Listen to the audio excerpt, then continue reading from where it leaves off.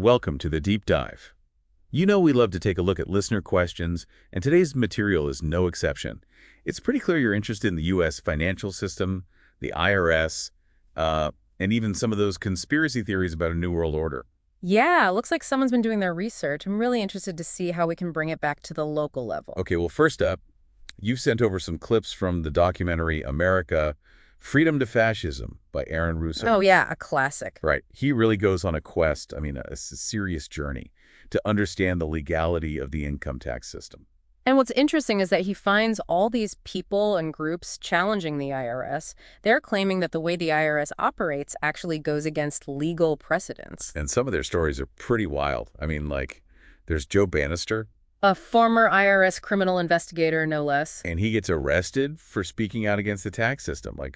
That's got to make you think. Oh, yeah, for sure. And then there are the 24 people who were acquitted by juries after the IRS charged them for not filing returns. 24 people.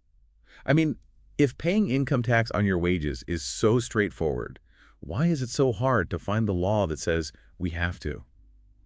It reminds me of that story in the documentary about the juror in the Irvin Schiff tax case. The one who was blown away that the judge wouldn't even show him the statute requiring Americans to file. Right. It makes you wonder what's really going on, Is it really that clear-cut? The documentary definitely seems to suggest that the whole system, at least the way it's being run now, might not have the strongest legal footing. So we've got questions about the IRS, but then the documentary takes aim at something even bigger, the Federal Reserve. Oh, yeah, and this is where things get a little bit more controversial. Russo claims that the Federal Reserve, the one that prints money and sets interest rates, is not actually a government agency. But a private corporation. Exactly. And that this gives them way too much power over government policy. He even argues that they're profiting off the interest paid on our national debt. Just to clarify for folks who might not be familiar with it, the Federal Reserve is basically the central bank of the United States, right? Yeah. They control the money supply through different things like buying and selling government bonds, which then influences interest rates and inflation. Right, but the documentary's point is that having all this power concentrated in what's supposedly a private organization is just not right. Because it could lead to all sorts of conflicts of interest, right? Exactly. Now, Russo doesn't exactly offer any concrete evidence to back up these claims, but he definitely raises some important questions about transparency and potential for, abuse, I guess you could say. Okay, so we've got the IRS, we've got the Federal Reserve, and then the documentary goes full throttle into some pretty out there territory. Conspiracy theories. Yeah, about global control and the New World Order. So Russo starts connecting these financial systems to this whole bigger, even more sinister agenda. He interviews people who believe that there's this global elite, right? Wow. And they're pulling the strings, manipulating world events, using things like RFID chips and national ID cards to, control everyone. Right, and they even talk about those spy chips, the little RFID chips they can put in anything. Which is a little creepy if you think about it. It is. Imagine just trying to order a pizza and suddenly they've got all your financial and medical information.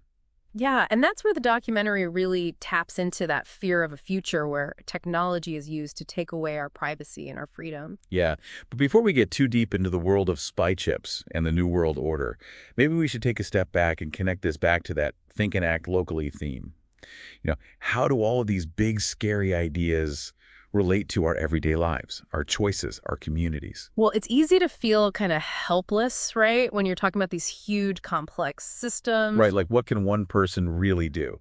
But what the documentary does really well is show how individuals and groups can push back and take action. So that's where the think and act locally part comes in. Exactly. Even if we can't, dismantle the Federal Reserve or whatever by ourselves, right, we can still make changes in our own communities. Okay, I like that. So even if we're not, ready to take on the IRS, what are some things we can do locally? Well, you sent us some great examples. Remember that town that fought against putting RFID readers in their library? Oh, yeah. They were worried about privacy, right? Yeah, they organized protests, got people talking about the risks, and actually convinced the library board to change their minds. Wow, that's awesome. So they saw something that could hurt their community and took action.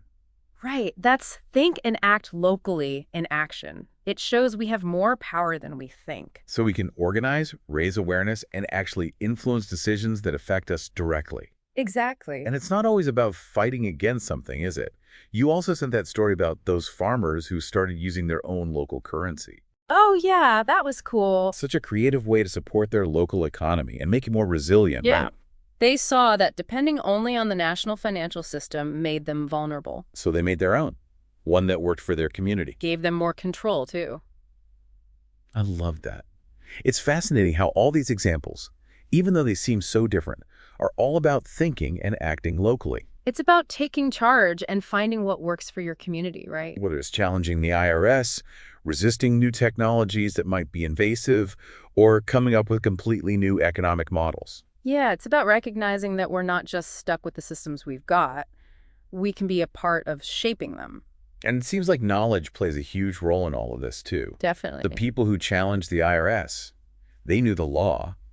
The community that fought against RFID, they researched the risks. Even the farmers who started their own currency, they studied up on alternative economics. It's like having a set of tools, right? Yeah. The more you know, the better equipped you are to do something. So for our listeners, what really stood out to you from all of this? What got you thinking? What actions, big or small, can you take to bring that think and act locally approach into your own life?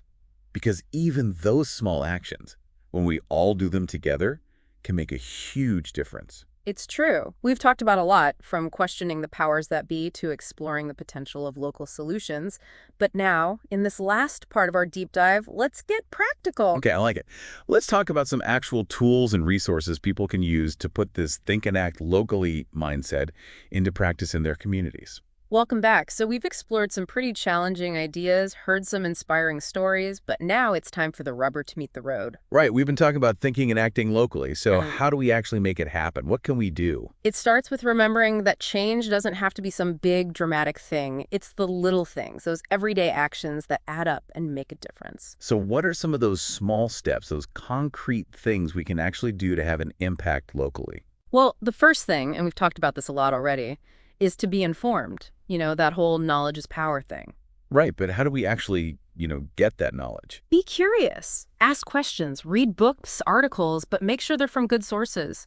Go to town hall meetings. Talk to people who see things differently than you do.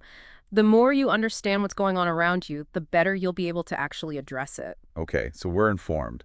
What's next? Support your local community. And there are so many ways to do that.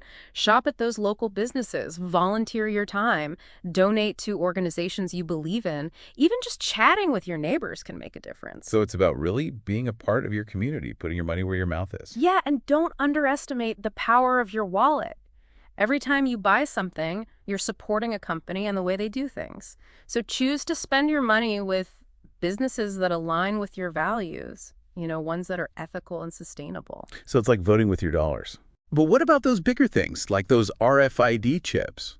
That whole idea of surveillance kind of freaks me out. That's why it's so important to stay informed about technology.